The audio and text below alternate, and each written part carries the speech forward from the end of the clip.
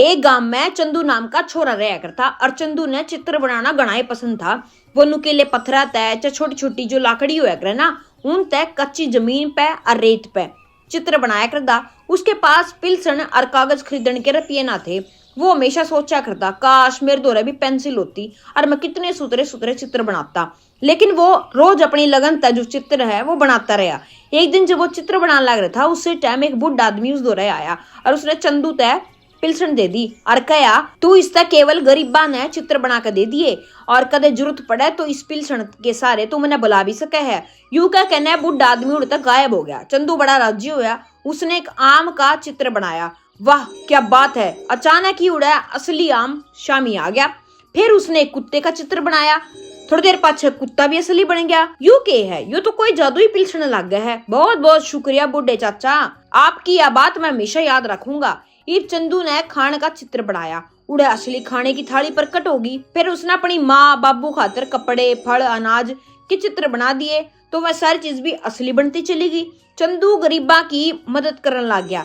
उसने जो दिखा था गरीब, उस खातर वह चीज दे दे था जो उसने चाहिए हुआ कर थी।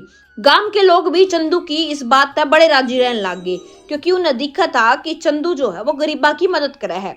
यह बात राजा के काना तक पहुंच गई। राजा ने चंदू तय महल में बुलाने के आदेश दे दिए और उसने चंदू तक कहा कि पहले एक सोने का पेड़ महल के बीचों बीच बना दे और फिर अपनी पेंसिल ने मेरे वाले कर दे। चंदू ने कहा, महाराज आपके दौरे तो घना धन है, मैं केवल गरीबा के खातर चित्र बनाया करूं। राजा का इस बात पर छो उठ गया। राजा ने आदेश दे दिया कि जो पिलसन वो ले रहा है उसने छीन लो और फिर मैं खुद सोने के पेड़े का चित्र बना लेंगे। लेकिन जब वो चित्र उस तरीके तक बनाया तो सोने का पेड़ा प्रकटे ना होया। उसने फिर अपने प्रधान जी तय पेंसिल दे दी और चित्र बनाने खातर कहा। लेकिन उसने जो चित्र बनाया कोई चीज भी उसके सामने प्रकटे ना हुई। राजा का बहुत छो आया। उसने कहा, सुन चंदू, जैसा मैं कहूँ हूँ वैसा ही कर, तने उसा चित्र बनाना ही पड़ेगा वरना मैं तने बांध लूंगा। चंदू मन ही मन में सोचने लगा, अगर वो आदेश का पालन नहीं करेगा तो राजा उसने जेल में बंद करवा देगा और वो गरीबा की मदद भी नहीं कर पाऊंगा। चंदू बहुत समझदार था।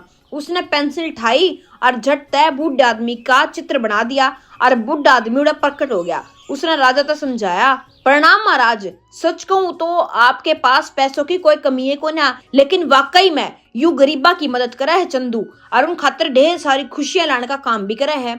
अगर आपने उस पिलसन छीन ली तो आपकी इच्छा अनुसार कोई काम नहीं कर पाओगी वाह, और ना ही किसी और की और ना ही किसी और के हाथा में जाकर चित्र में जान आवेगी। चंदू के काम के प्रति लगन और उसकी ईमानदारी ने देख कर उससे पिलसन मिली है।